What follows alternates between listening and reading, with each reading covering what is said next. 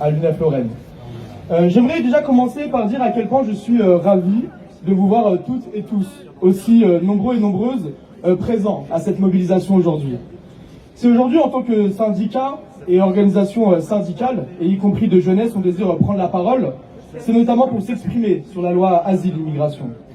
Vous le savez déjà, cette loi fasciste, raciste et xénophobe qui a été votée au Parlement par le parti présidentiel en collaboration avec l'extrême droite et la droite extrême, instaure l'idée de la préférence nationale.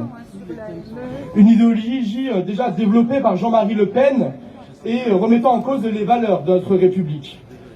Aujourd'hui, si l'interorganisation syndicale et associative appelle à la mobilisation unitaire en ce dimanche 21 janvier, c'est notamment dans l'objectif d'exiger le retrait pur et simple de cette loi fasciste.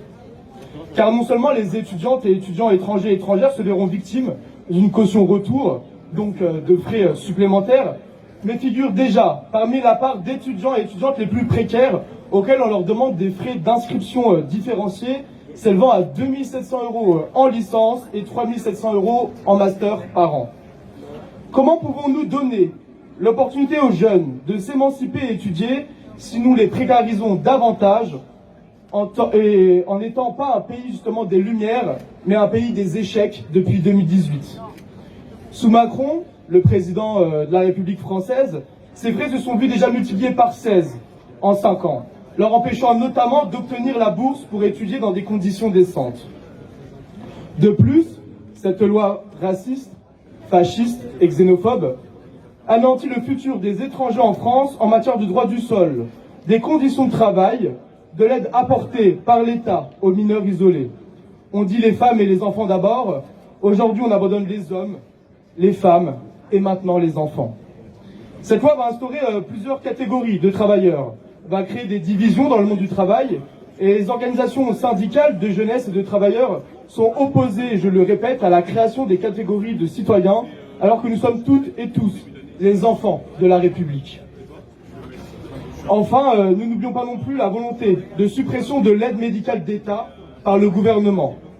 Un texte et une loi qui remettent en cause la dignité humaine dont la France et le gouvernement se doivent de faire preuve aujourd'hui. On pense tout particulièrement aux personnes et aux jeunes personnes, notamment souffrant d'excisions qui ne pourront plus être prises en charge par l'État, malgré le droit et notre valeur de l'égalité républicaine, y compris en matière de soins et d'accès. On revendique donc, à tous les titres que je représente aujourd'hui à ces prises de parole, la suppression pure et simple de la loi Asile-Immigration. On espère aussi notamment donc vous voir toutes et tous nombreuses et nombreux aux prochaines mobilisations unitaires qui vont s'inscrire dans le temps, c'est important. Et il est important que le mouvement d'aujourd'hui s'inscrive dans le temps. On vous remercie.